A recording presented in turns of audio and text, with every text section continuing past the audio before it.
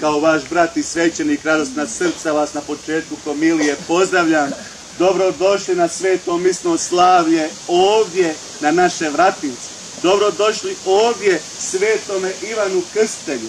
Dobrodošli pred oltar Gospodnji ovdje u srcu, u ljepoti Božje prirode ovdje u našim Vratincima. Dobrodošli Bogu, izvoru svake milosti, izvoru svake ljubavi. Presretni smo što nam je dragi Bog dao milost današnjega dana. Danas je svetkovina. Što znači divna hrvatska riječ svetkovina? Latinski kažu solemnitas. Solemnis latinski znači uzvišeno, veliko, golemo, sveto. Hrvatski također. Naša hrvatska riječ, predivna riječ. Ponosni smo što kao braća i sestre u vjeri, kao braća i sestre Hrvati možemo kazati riječ svetkovina.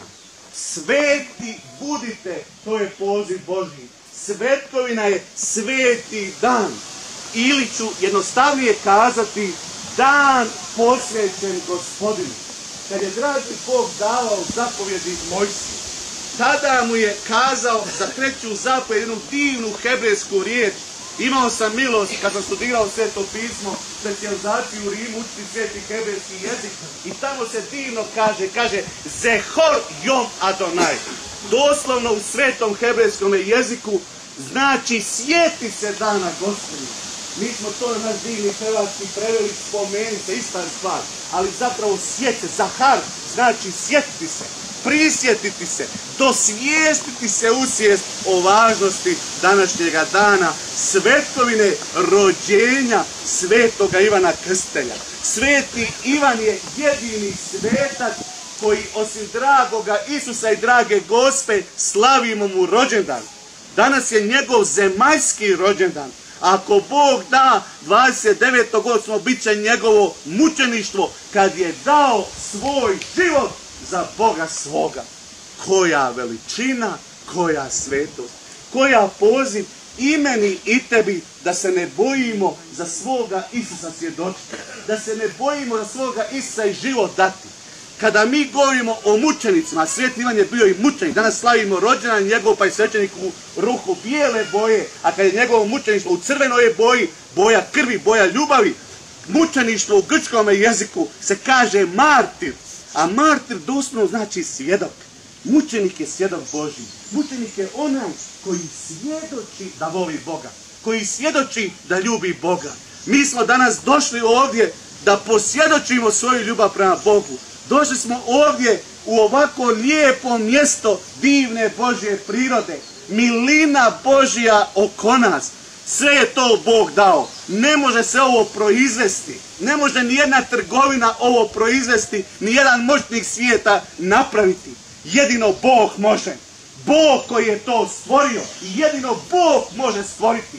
I ateisti koji ne priznaju Boga moraju ga priznati. Kad uče u filozofiji što je stvaranje, i najveći ateista i mrzitelj Boga mora priznati da jedino Bog može stvoriti. Nitko drugi. Ljudi mogu napraviti kuću, napraviti stol od drveta, ne znam, od kamenja, ali samo Bog može stvoriti. Jer stvaranje, definicija stvaranja, da je stvaranje creatio est nihilo sui et subjekti. Da je stvaranje činjenje nečega bez ičega i bez pomoći bilo koga. To jedno Bog može. Jedino Bog stvara, braće i sestre. Bog nam je darovao život preko naših roditelja. I mi smo pozvani taj život čuvati, taj život svjedočiti, taj život ljubiti. Najviše ćemo ga ljubiti ako budemo ljubili svoga Boga.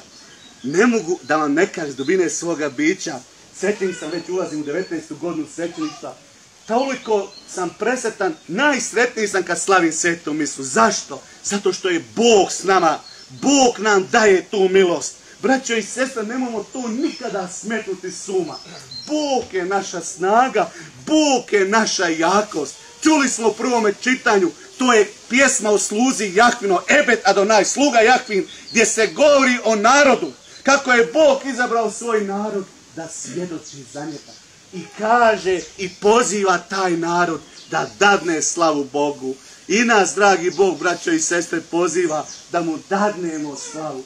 da ga ljubimo svojim životom, da ga ljubimo svojim bićem, da mu znamo zahvaliti na daru života, zahvaliti na roditeljima, zahvaliti na djeci, zahvaliti na svećenicima, zahvaliti na mladeži, zahvaliti na našim bolesnicima, da im Bog bude snaga u njihovoj boli, u njihovoj patnji. Zahvaliti na našim pokojnima koji su nas najviše zadužili, a koji su svjedočili ljubav i prema Bogu, i prema crkvi, i prema bližnjima.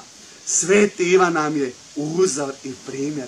Ali sveci, braćo i sestre, od nas ne traže da se mi njima samo divimo.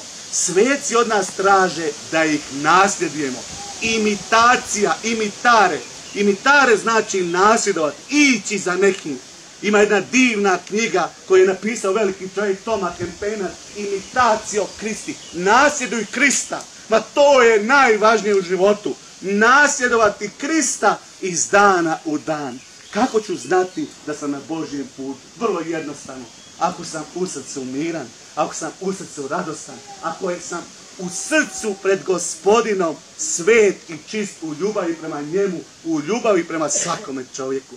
To Bog od nas traži. I kad čovjek osjeti tu radost Božju, tada mu ništa nije teško. Mogu ga možda i napadati, klevetati, ogovarati, mrziti. Mogu napadati, udarati na kršćansku vjeru. Ali mi smo stameni jer znamo da je Isus s nama. Kaže sveti Pavao, kad je doživio toliko brodoloma, kamenovanja, bičevanja, kaže kad sam slab, onda sam jak.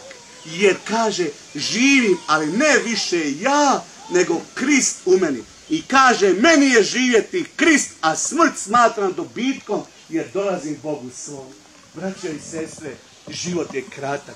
Proleti začas. Evo govorim iz svoga iskustva. Ko da sam jučer otišao u sjemenište, a bilo je to 1995. u svojoj nepunoj 15. godini života nakon osnovne u Splitsko sjemenište. Ko da je jučer bilo. Isto se sjećam dana kad je župnik došao u kuću, mama spremila ručak, ručali, krenuli prema Splitu, tata bio u bolnici na operacijskom stolu. Mene obuzeli osjećaj i radost što idem za svećenika, što je se ostvario moj san da krenem za svećenika, od djetinjstva sam to želio, a s druge strane tuga što će biti s tatom. A Bog dadne, tata preživi, ali nažalost umro prije mlade emisije, godinu dana prije ređenja, odnosno prije đakonata, pokoj mu duši. Braćo i sestre, pozvani smo danas svjedočiti ljubav prema Bogu. Zahvaliti Bogu na kršćanskom odgoju, ali i moliti Boga da odgajamo uvijek kršćanski svoju djecu u kršćanskim obiteljima. To je uvijek poziv Božji. Poziv svakome čovjeku. I Bog daje tu milost. Niko se od nas ne treba bojati, šta će biti to. Pa bit će dobro, da će Bog. Kad je dragi Bog darovao djecu, Bog se dragi brine za djecu. Kad je dragi Bog nekoga pozvao u brak, Bog se dragi brine za kršćanske supruge. Kad je dragi Bog pozvao nekog svećenika, Bog se brine za svoga svećenika. Bog se brine za nas. Zašto? Jer je naš Otac. Jer nas voli. Jer nas ljubi. Jer je s nama uvijek. S nama i onda kada čovjek zaboravi na dragoga Boga. A Sotona jedva čeka da skrenemo s Božjeg puta. Kaže Sveto pismo, đavao kao ričući lav obilazi tražeći koga da prožde. Ali tu ne završava Sveto pismo. Kaže, oprite mu se, kaže, čvrsti u vjeri, to znači stameni u vjeri, tvrdi u vjeri, jaki u vjeri. Ne smijemo poljuljati. Naići je brodolom iz života. Mnoge teškoće će i nevolje naići. Naići možda životna nerazumijevanja. Napadat će nas što smo Kristovi. Ali braćo i sestre, ostanimo uvijek Kristovi. Jer ako netko zaboravi na Isusa, Isus njega ne zaboravlja. Ako neko izda Isusa, izdao je sebe, izdao je svoj život. Jednom riječu uništio je svoj život. Braćo i sestre, slavijeći danas svetkovinu svetoga Ivana Krstitelja, nalazimo se ovdje, ponavljam po treći put, s dubine svoga bića, u našim prekrasnim vratnicima, podno naših vrdi, u našoj župi Drežnica. Zahvalni Bogu na daru ovoga mjesta. Zahvalni Bogu što možemo današnji veliki dan proslaviti svetom misom. To je najveći događaj. Nema uzvišenijeg događaja na kugli zemaljskoj. Ni jedan svjetski događaj ni približno nije ovomu što mi sada ovdje činimo. Jer ovo nije ljudsko. Ovo je Božji dar nama. Bog slavi svetu. Isus Krist preko svoga svećenika slavi svetu misu. prikazuje se Ocu na nekrvan način za nas, za čitavi svijet i za svakoga čovjeka. Zato u svetoj misiji žarka srca molimo za svaku svoju životnu potrebu, posebno u trenucima kad Isus dolazi među nama. Ovo je tijelo moje, ovo je moja krv. Kad Isus silazi među nas, daje nam svoju snagu, daje nam svoj blagoslov. Reci Isusu: Isuse, volim te, Isuse, ljubim te, Isuse, pomozi mi, Isuse, hvala ti, Isuse, vodi moju sadašnjost, Isuse, čuvaj moje budućnosti. Sve predaj Isusu. I kad to kažeš, osjetaš radost. Nema tereta, nema teškoće, nema nevolje, jer je Isus tamo. Ja znam često kazati u svome životu i kad sam najradosniji, kada dođu trenuci teškoće, uvijek: Isuse, tebi predajem se, Isuse, misli ti. Uvijek, drago me Isusu, prije svake propovjedi, prije svakoga nastupa, prije svakoga razgovora, kad nešto trebam učiniti, nešto prevesti, napisati, bilo šta, samo zazovem Isusovu pomoć i zazvao sam se, jer Bog pomaže. Bog je naš spasitelj, Bog nam daje snagu, Bog nas ljubi, Bog nam briše suze, Bog nam daje radost, Bog nam daje osmijeh. Zato, braćo i sestre, budimo radosni u Gospodinu. Sve će Pavao kazati u poslanici Filipljanima divne riječi. Uvijek me trnci oduzmu kad to čitam. Prva 4 rijeka, 4. poglavlje poslanice Filipljanima kaže: radujte se u Gospodinu.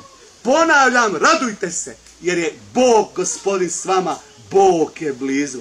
Braćo i sestre, u knjizi Ponovnog zakona sam će Mojsije, koji je Bog tako bliz kao naš Bog nama, kad ga god zazovemo. Kad ti je ne znam kakva bol na srcu, kad te nešto opterećuje u duši, ma reci: Bože moj, pomozi, Isuse, smiluj mi se. Pa osjećaš, nestaje zlo, nestaje bol, nestaje teškoća. Bog nam pristupa u pomoć. Mi u sjemeništu, kad smo započinjali molitvu, to mi uvijek osjećam u sjećanju i danas uvijek kad tako molim, to uvijek kažem: Bože, u pomoć mi priteci, Gospodine, pohti da im pomogneš. To je zaziv na početku molitve. Gospodine, pomozi nam. Gospodine, čuvaj nas u ovome turbulentnome vremenu. Vidimo i svjedoci smo kako se iskrivljuju vrijednosti života, kako se propagira život bez evanđelja, život bez Isusa, kako se želi zatrt Sveto pismo, uništiti crkva, kao da je crkva ljudska. Ma nije, crkva je Božija. Da je samo ljudska, nestala bi, ljudi bi to raskopčali i uništili kao što su uništili tolika carstva, kraljevstva, režime i tako dalje. Crkva je Božija i Bog djeluje u Svetoj crkvi i Bog nas čuva u Svetoj crkvi. I u crkvi primamo svete sakramente. Sakrament smo primili sveto krštenje, pa sve do svetoga reda svećeništva ili svetoga reda ženitbe. Pa onda se pokapamo također preko crkve Božje, preko službenika crkve. Braćo i sestre, molimo za crkvu. Nemojmo nikada u svome životu odustati od borbe za crkvu Božju. Kad netko napada crkvu, u ljubavi toga čovjeka upozoriti, ne poniziti. Kršćanin ne smije nikada na zlo uzakati zlom, nego u ljubavi mu kazati: pa čovječe, što to činiš? Kako možeš protiv svoga Boga govoriti? Kako možeš govoriti protiv kršćanske svete vjere? Pa je li te strah Boga? To reći u ljubavi. Ili kad čujemo, ne daj Bože, bogopsovku, u srcu reći: blagoslovljen budi Bog, blagoslovljeno njegovo sveto ime. To je strašan grijeh. Vjerujte mi, braćo i sestre, koliko me nekada strah kad negdje idem, ako nisam u svećeničkoj robi, pa psovka sa svih strana. Strah me nekada ući negdje, psovka, strašno. To je užasan grijeh. Bogopsovka je strašan grijeh. Ma kogo to čini, on vuče prokletstvo i na sebe, i na svoju obitelj, i na svakoga oko sebe. Bogopsovka je užasno zlo, strašno zlo. Vjerujte mi, kad sam god negdje išao, strah me negdje otići, uvijek je bijelo na meni, kao da vidim sam bar svećenik, može se neko ustručati. Par puta kad sam onako bio, kad je vrućina u košu ili samo u majici, uđeš negdje, to je psovka. Bože, sačuvaj, stane ti pamet. Kako je moguće? Pa kako taj čovjek ili ta osoba može zaspati? Kako ta osoba može živjeti? Ma kako te osobe nije stid pogledati prema dragome Bogu, ući u crkvu Božju? Psovka, bogopsovka je strašan grijeh. Ili ne daj Bože drugi strašni grijesi, prijevare, krađe, mržnje. To su sve strašni grijesi. Kršćanin mora biti čovjek ljubavi. I onaj koji te ne voli, ti ga ne smiješ osuđivati, nego predat dragome Bogu. Onome koji te ne voli, moliti dragoga Boga da ga vrati na put svoj. Molimo danas Gospodina da budemo poput svetoga Ivana jaki u vjeri. Da znamo poput svetoga Ivana braniti svoju vjeru. Nije se bojao, ma nudili mu da bude Mesija, smatrali ga Mesijom, ali on kaže ne, nisam dostojan dragome Isusu Mesiji, ni remenja s obuće, kaže, odriješiti. On dolazi jači od mene. Vidite poniznost svetoga Ivana. I kad ga je Herodijada htjela da može se udati za drugoga čovjeka, on kaže, ne smije Filipu, ne smiješ imati žene brata svoga. I ta Herodijada ga zamrzla zbog toga. I kad je kralj priredio gozbu za pljesak čim ne zna, i kaže kralj u svojoj podlosti, u svojoj pohoti, daš ti sve ovoga svijeta što god zaželiš, pa taman im pola moga kraljestva. A ona reče i pita matere, što da zaištem glavu Ivana Krstitelja. Zamislite zločina, zamislite strahote, koliko danas isto toga ima, koliki danas ne žive za svoga Boga, koliki danas prodaju svoju vjeru, koliki danas apsolutno protivno vjeri žive. To je strašno. Ali braćo i sestre, kršćani, mi pozvani smo svoju vjeru čuvati. Pozvani smo moliti Boga da nas zaštiti u svetoj vjeri. Moliti ga da nam uvijek bude snaga na našemu životnome putu. Gospodine Bože, blagoslovi nas. Gospodine Bože, po zagovoru svetoga Ivana, čuvaj nas u svetoj kršćanskoj vjeri i sačuvaj od zala vremena. Amen.